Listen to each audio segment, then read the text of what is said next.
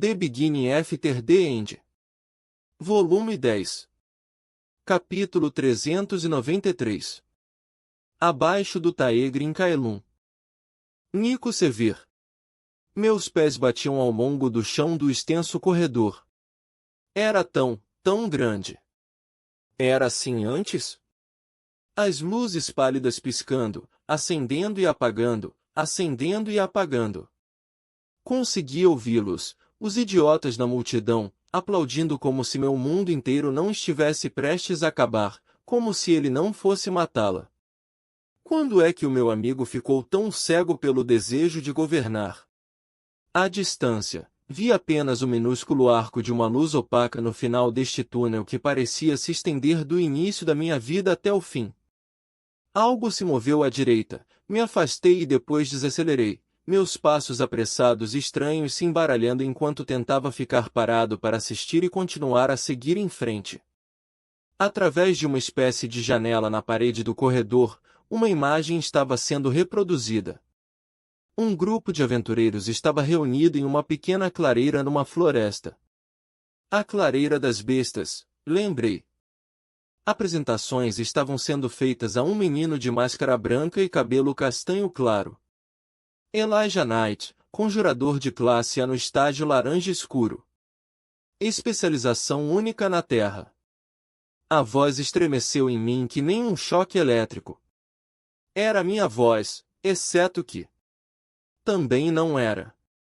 Era minha memória, mas não. Elijah Knight foi o meu nome falso em Dikaten, quando meu verdadeiro eu foi subjugado, escondido. Não, tirado de mim. Pensei que a maioria das memórias mais antigas foram enterradas por mim. O propósito de Elijah era se aproximar de Arthur, porém ele era fraco, uma ferramenta que serviu ao seu propósito e foi deixada de lado. Não era eu. Ele não era eu. Não eram as minhas memórias. Podia ouvir Gray e Cecília lutando de longe. Os sons das lâminas se chocando, cada barulho parecendo um golpe quase mortal na minha mente nervosa. Comecei a correr de novo. Mais memórias da breve vida de Elijah Knight passaram por ambos os lados, as tumbas terríveis e o guardião Elderwood, a Academia Shirus, seu crescente vínculo com Arthur, a bondade dos Leivins e os Tias, Tessieralite. Chega dessas coisas, pedi. Não me interessa. Não quero estas memórias. Que bagunça! Disse uma das luzes, piscando nervosamente. Diminuí a velocidade de novo, as observando. Desde quando luzes falam? Isso? Acho que limpou bem o suficiente. Mais algumas horas e ele nem saberá que foi aberto. Falou um homem, a voz vindo de uma tela de televisão escondida no canto entre o teto e a parede lisa do corredor infinito. Não ouviu? Veshor foi atacado. Uma área de preparação para a guerra em Dikaten foi varrida do mapa. Respondeu a luz com um pulso de brilho. Sabe que estou aqui há dias. Eu não ouvi nada. Que horas são, afinal?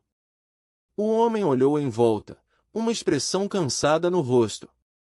Somos os únicos aqui embaixo há horas. Estou cansado que nem um javali vogarta após a época de reprodução.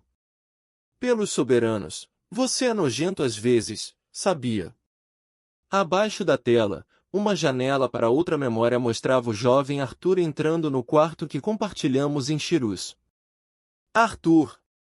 Gritou Elijah, agarrando-o com firmeza. Pronto, pronto. Sim, estou vivo. Você não vai poder se livrar de mim tão facilmente. Eu sei. Disse com uma fungada molhada. Você é tipo uma barata. Eu estava tão emocionado por ter o meu melhor amigo de volta. Billy subiu pela minha garganta. O melhor amigo que assassinou meu único e verdadeiro amor. Não. Murmurei com os dentes cerrados, lágrimas brotando dos cantos dos meus olhos. Eu não me importo com nada disso. Onde está Cecil? Me mostre Cecília. Senti a luz ficar mais brilhante, quase inclinada para mim. Ele disse alguma coisa? Perguntou ela. Merda, vamos acabar de limpá-lo e levá-lo de volta para o quarto. A Grona não vai ficar feliz se ele acordar na mesa, e com certeza não quero ser o único a explicar o que aconteceu. Acordar? Pensei, repetindo as palavras para mim mesmo. Por quê? Um sonho, percebi. Só um sonho estúpido. Acorde. Meus olhos se abriram. A pedra úmida de um teto baixo encheu minha visão. 2 artefatos de iluminação brilhantes em suportes móveis iluminavam meu torso nu e coberto de sangue. Havia uma incisão em forma de cruz sobre meu externo, as bordas vermelhas enquanto a carne se unia devagar, toda a ferida brilhando com uma pomada de cheiro químico. Uma mulher de vestes vermelhas se aproximou, focada em molhar um pano em uma tigela na mesa ao meu lado. Então, encontrou os meus olhos e congelou. A boca dela se abriu, entretanto não emitiu som. Tentei me mover e percebi meus pulsos algemados à mesa. Ao chutar, confirmei que minhas pernas também estavam. Fiquei tenso. O couro grosso e desgastado rangia enquanto me esforçava contra ele. Uma sensação de pânico surgiu em mim, e as amarras enfim se romperam e pararam na parede. A mulher soltou um suspiro assustado, e a outra voz xingou quando algo metálico caiu no chão. Foi-se em Nico. Ela gaguejou, dando um passo para trás e se curvando. Com a mão livre, soltei o outro pulso e me sentei. Estava descansando em uma mesa fria de metal no centro de uma sala quase vazia. O ar bateu em mim, carregado de umidade. A mulher abaixou lentamente o pano de volta para a tigela em um pequeno banco ao lado de uma bandeja de ferramentas, algumas ainda cobertas de sangue. Uma mesa maior estava pressionada contra uma parede, e vários implementos que não reconheci na hora foram colocados nela, juntos a um caderno aberto. Metal raspou no chão, e me virei para ver um homem com as mesmas vestes brancas.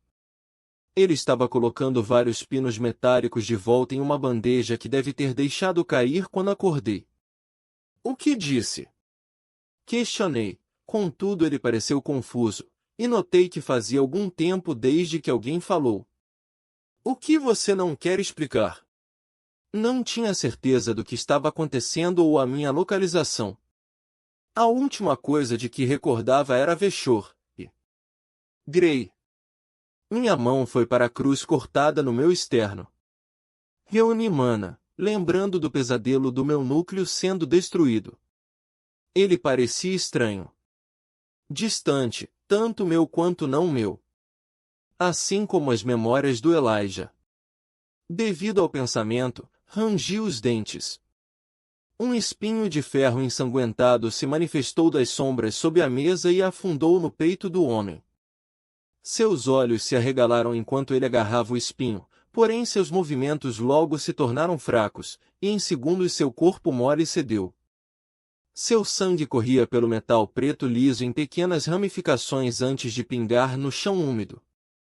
Garras geladas agarraram minhas entranhas, e meu núcleo parecia um centro de dor no meu abdômen, e isso tudo somente para conjurar o feitiço. Oh, o que aconteceu comigo? Me virei para a mulher, me segurando em um cotovelo trêmulo. O que fizeram comigo? Ela recuou um passo, todavia ficou paralisada pelo meu olhar.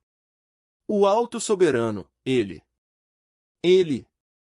Ambas as suas mãos se levantaram e um escudo fraco de mana translúcido azul claro zumbiu entre nós. Se virou para correr e bateu contra um segundo espinho, que do meu ângulo, saiu do inferior das costas dela, e um anel carmesim manchou suas vestes brancas. O suor frio surgiu na minha testa com esforço e dor para conjurar. Meus braços tremeram quando quebrei as amarras do tornozelo, e tive que me apoiar na mesa lateral ao manobrar na frente da mulher. O espinho entrou bem acima de seu quadril e a prendia no lugar, contudo era fino, fraco e trêmulo, assim como eu. Apesar da dor e da fadiga, segurei o queixo dela e a forcei a me encarar. O que estava fazendo comigo? Que queria entender? Examinando o seu núcleo. Ofegou. Ela curou ele. Mas está imperfeito. Pressionei os dedos nas marcas da incisão. Esses dois me abriram e bisbilhotaram dentro do meu corpo sem me perguntar e nem sequer contado. Não senti raiva, o que por si só parecia notável. Eu estava sempre irritado. Qualquer gota de adversidade me estressava. Exceto. Olhei para a mulher. Olhei mesmo para ela. Tinha olhos castanhos opacos e um cabelo que combinava.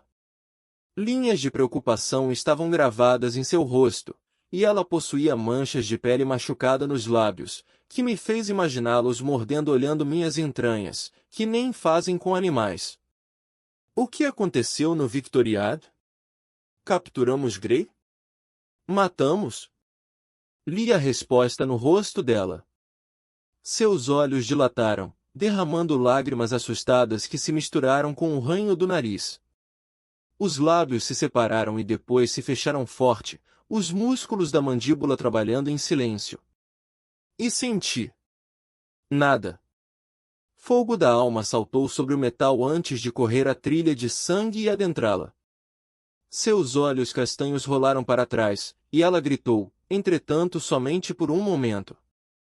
O fogo entrou em seus pulmões um instante depois, terminando de matá-la. Não porque eu estava com raiva, e sim porque ela não importava.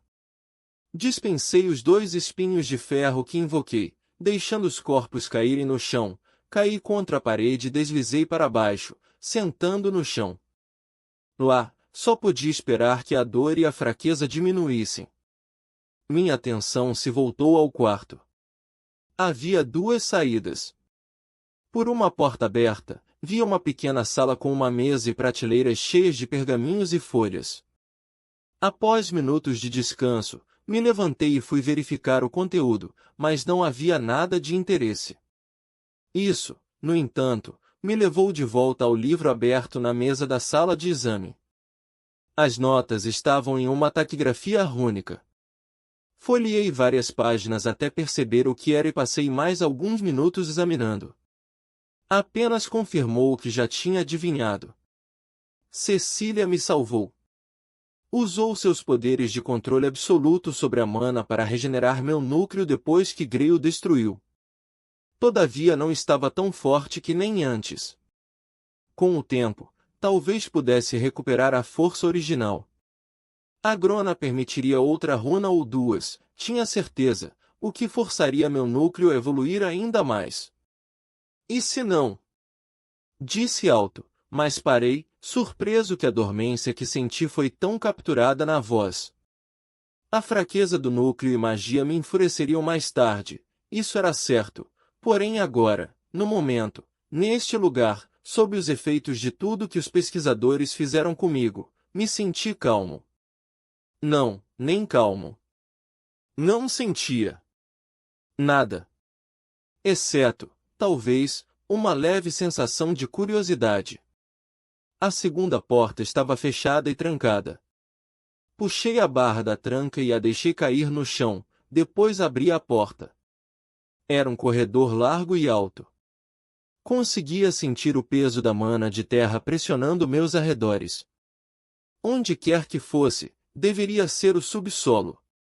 À direita, o corredor se abriu para um grande espaço que parecia uma mistura de um laboratório com uma masmorra. Estive em muitas instalações semelhantes no Taegrin Kaelum, sendo cutucado, aberto e testado. A bilha amarga queimou a parte de trás da garganta, e cuspi no chão. O laboratório não estava ocupado, e não aparentava ter nada interessante nessa direção, então virei à esquerda. Várias fontes de mana irradiaram fracamente, e não tinha pressa de voltar para a fortaleza acima. Os cortes cirúrgicos do meu peito no coçavam e meu núcleo doía. Ainda não estava pronto para enfrentar nada disso, nem a decepção de Agrona ou a preocupação de Cecília. Aqui nas masmorras frias, me sentia em casa na solidão. Era difícil admitir até para mim mesmo, mas apreciava o nada apático que substituiu a raiva sempre queimando em meu peito. E então segui o caminho, curioso sobre quais segredos poderiam estar enterrados sob o Taegre em Kaelum. As pedras do chão e as paredes estavam ocasionalmente manchadas com marcas de garras e sangue antigo, criando um contraste peculiar. Laboratórios, consultórios e salas cirúrgicas se abriram em ambos os lados, alguns fechados e trancados, outros abertos, mas vazios e desinteressantes. Então cheguei à primeira cela. Uma barreira vibratória de força repelente separava a cela do corredor. Dentro da sala, 10 por 10, 3 mortos anões nos pendurados de cabeça para baixo por ganchos nas pernas. Seus corpos se abriram de maneira grotesca, a carne de suas barrigas afixada com alfinetes e grampos para os lados, revelando que seu torso foi escavado, todos os órgãos removidos.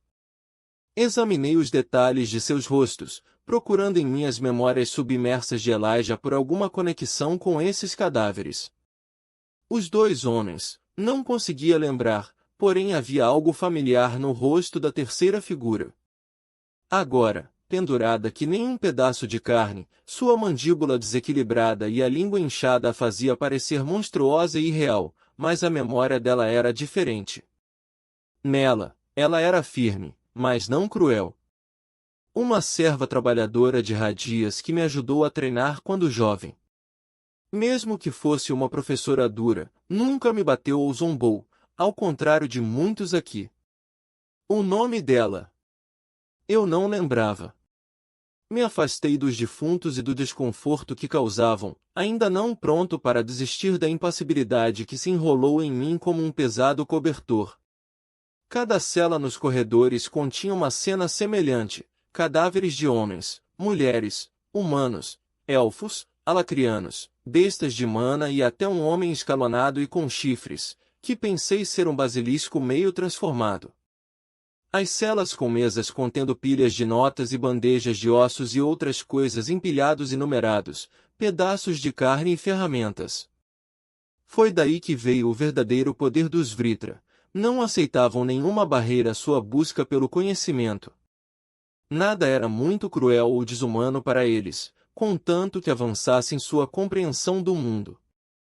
Esse corredor terminou no cruzamento com um outro perpendicular, mais uma vez cheio de celas. Não senti nada de interesse à direita, e assim segui as vagas assinaturas de mana à esquerda. Prestei atenção na primeira cela que avistei. Dentro, através da barreira de mana transparente que selava o quarto, uma jovem estava acorrentada à parede. Pela cor laranja ardente dos olhos, a maneira que seus cabelos vermelhos caíam em lençóis lisos feito penas e pela escuridão cinzenta e roxa de sua pele, sabia que ela devia ser uma Azura da raça Fênix. Não tão jovem. Falei para mim mesmo, minha voz soando alta nos corredores silenciosos da masmorra. A Fênix se mexeu e seus olhos ardentes pareceram me engolir. Não se comparar a você, criança de outro mundo. Sua voz soava que nem a brasa de carvão aceso. Uma vez já queimou, tive certeza, porém esfriava conforme a própria azul escurecia. Você me conhece? Perguntei, genuinamente surpreso. Ela balançou a cabeça, o único movimento real permitido pelo aperto das grossas correntes negras que a prendiam. Não, mas sinto o cheiro de renascimento em suas muitas células. Você é um reencarnado. Minhas sobrancelhas se ergueram e me movi um passo mais perto da barreira de mana. O que você sabe sobre a reencarnação? Inclinou a cabeça um pouco enquanto olhava para mim, de repente me lembrando muito a imagem de um pássaro bastante usado para representar uma fênix. Minha espécie sabe muito sobre renascimento. Deseja entender melhor o que você é? Trocarei conhecimento pela liberdade, reencarnado. Me liberte e ajude a escapar daqui, e o levarei aos membros mais sábios do meu clã, aqueles que percorreram os caminhos da morte e retornaram. Um lampejo da velha raiva queimou sob a pele, e dei um passo para longe da cela. Minha curiosidade murchou. Não estou interessado em negociar com você, Azura, e tenho certeza de que não trabalharei contra Grona para ajudá-la. Se não quer conversar, pode voltar ao silêncio que está de pouco em pouco engolindo. Sua cabeça caiu no peito quando soltou um suspiro derrotado e depois levantou de novo para que pudesse olhar nos meus olhos. Vá, então. Vá contra seus desejos em busca da aprovação do basílico louco, animalzinho tolo e chorão. Quando acabar onde estou, talvez entenda.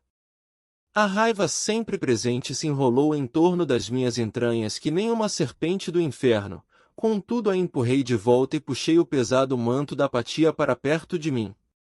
Em vez de me agitar ainda mais discutindo com a Fênix, virei as costas e me afastei. As próximas celas passaram sem que me concentrasse nelas além de reconhecer que continham mais prisioneiros. Ninguém tão interessante quanto a Azura, entretanto, me arrependi de ter parado de falar com ela. Suas tentativas de negociar pela liberdade haviam perturbado na hora o meu frágil equilíbrio de emoções, e pude sentir o vazio abençoado sendo devorado pela raiva. Saber disso só acelerou o processo. Animalzinho tolo e chorão, ouvi na cabeça, repetindo de novo e de novo. A ideia de voltar e matá-la onde estava, acorrentada à parede indefesa, brotou na mente. Eles me chamariam de assassino de Azuras. Se a matasse? Me perguntava, o pensamento servindo apenas para irritar ainda mais meu temperamento. Não, claro que não. Mas Cadel matou um dragão velho e meio morto, e isso tornou-o matador de dragões. Por mais 15 anos. E se eu fizesse o mesmo? Não, a Grona só me puniria. Mesmo que corresse para ele agora e dissesse que seu prisioneiro estava tentando escapar, ele me repreenderia por estar aqui ou me diria que não importava, porque não envolvia seu precioso legado. Parei e fiquei pensativo por um instante. Eu não vou deixar você me fazer odiá-la também. Disse em silêncio, olhando para o teto como se visse através das toneladas e toneladas de pedra que nos separavam naquele momento. Tudo o que fiz por ele nesta vida foi para garantir a reencarnação de Cecília. Tudo. Nada importava, exceto que tínhamos uma chance de viver juntos além deste mundo. A Grona cuidaria disso. Vá contra seus desejos. Falou ela. Você vai entender. Meus pés começaram a se mover por conta própria, seguindo o corredor, enquanto pensamentos preenchiam meu crânio. Algo estava diferente dentro de mim. Minha mão subiu até meu externo e os dedos pressionaram a carne ainda se curando. Todavia, não era meu núcleo que sentia.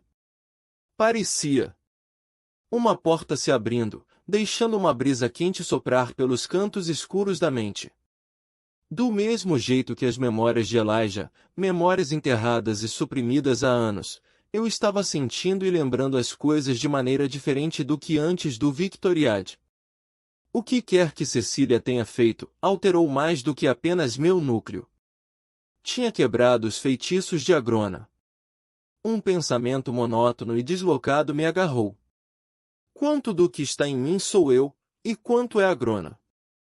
Entendia seu poder, sabia que ele havia usado comigo diversas vezes, mas isso sempre pareceu uma coisa boa. Nunca bebi álcool, porém vi pessoas se entregando por completo a ele, afundando em uma garrafa para aliviar a dor do passado e esquecer. O poder de Agrona era algo assim. Agora, olhando para trás com a cabeça limpa. Cecília. Eu fiz isso a ela. Deixei-o mexer com a mente dela, o ajudei, ofereci sugestões, fiz exigências. Fiquei tonto e caí contra a parede entre duas celas. Queria tanto que ela confiasse em mim que implorei a Grona para implantar essa confiança em sua mente, para mudar até as memórias de nossa vida passada juntos. Tudo o que eu sempre quis foi estar com ela, mantê-la segura e dar a ela uma vida livre da dor e da tortura que suportou por causa de sua piscina de Ki, porque alguns idiotas diziam que ela era algo chamado de legado. Entretanto, não confiei nela.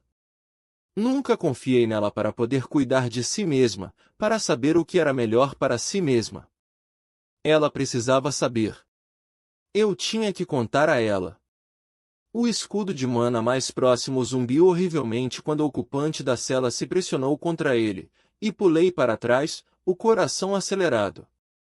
Tive que apertar os olhos e esfregá-los para ter certeza de que via as coisas corretamente. Por favor, diga a Grona que sinto muito.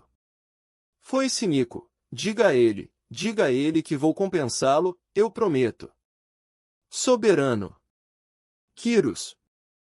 Perguntei, chocado. O grande Azura vestia trapos esfarrapados, e o cabelo estava sujo e desgrenhado em torno dos chifres, cujos pontos crepitavam de energia onde tocavam a barreira de mana que o continha. Você vai dizer a ele, vai. Seus olhos vermelhos brilharam, e a pupila se estreitou em fendas e escamas douradas que ondulavam em sua pele. Diga a ele. Era simplesmente demais. O peso das memórias, um tumulto conflituoso da vida passada, Elijah e a vida em Alacria, de culpa, da fúria e do terror dos Azuras ameaçaram me despedaçar, então me virei e corri. Corri de volta ao longo do corredor, correndo feito uma criança nas ruas, sendo perseguido por algum lojista ou guarda da cidade bravo, porque roubei um livro ou um punhado de frutas. As celas passaram ao meu lado. O corredor parecia se desdobrar ao redor, se separando e me deixando exposto, o santuário de escuridão fria de repente uma armadilha que não podia escapar. Corria até parar, respirando com dificuldade, e cheguei ao fim. O mundo pareceu voltar ao lugar. O medo, a ansiedade, a frustração e a autoaversão ainda estavam lá, se agarrando a mim como 1 milhão de pequenas aranhas, mas cada respiração empurrava mais do pânico para fora, e o desejo de fugir se transformava em uma fadiga profunda. Se não fosse pelo que via, teria me deitado e fechado os olhos no chão. Mas não conseguia tirar os olhos da cela à frente. Devia ter passado pelo cruzamento dos corredores anteriores e seguido o caminho da direita sem perceber. No final havia uma enorme cela, pelo menos de 6,2 metros. A forma enrolada de um dragão crescido encheu o espaço. Suas escamas brancas brilhavam na luz suave que inundava a cela, e a maneira que sua enorme cabeça descansava nos braços dianteiros fazia parecer que ela estava dormindo. Mas não sentia nenhuma mana ou intenção dela. E não havia subida e descida constantes de seu corpo, nenhuma expansão e contração de respirações, mesmo as rasas. Ela estava 100% imóvel. Nas minhas memórias de Elijah que ressurgiam, encontrei uma descrição familiar para este Azura. Arthur me contou tudo sobre o dragão ferido que salvou sua vida e deu a ele o ovo de Sylvie. Pisando para o lado e me agachando, pude apenas ver a ferida antiga que marcava o seu peito. Em torno dele, as escamas foram removidas, todavia não via bem o suficiente para adivinhar o que mais os pesquisadores poderiam ter feito com o corpo. Vovó Silvia. O nome escapou dos meus lábios sem querer, contudo, logo quando ouvi, tive certeza de que estava correto. Puxado por uma curiosidade mórbida, subi até a barreira de mana e descansei a mão contra ela. A barreira resistiu. Empurrei mais forte, imbuindo o fogo da alma, e apesar da dor, a barreira ondulou e se afastou das chamas. Entrei, e ela se fechou mais uma vez ao redor do buraco que fiz. Uma oscilação tonta sacudiu todo o meu corpo, cambaleei para frente e me toquei que estava no nariz frio do cadáver. Havia algum tipo de magia poderosa na sala. Apertei os olhos com força contra a vertigem, esperando que passasse. Quando enfim passou, caminhei em círculos devagar ao redor da sala. Runas finas foram gravadas no chão, paredes e teto.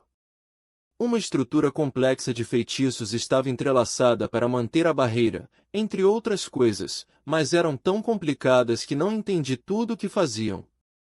Parte do feitiço, no entanto, manteve uma espécie de estase dentro da sala, impedindo que o que estivesse lá dentro apodrecesse. Várias mesas foram deixadas na parede dos fundos, embora estivessem quase que vazias. Um grande pergaminho encadernado estava aberto na primeira página, que dizia: Observação sobre os restos do dragão Sylvaindrath. Uma etiqueta de tecido marcava uma mancha cerca de 1/3 da distância para o tomo. Quando a puxei, o pergaminho pesado se abriu para uma segunda página.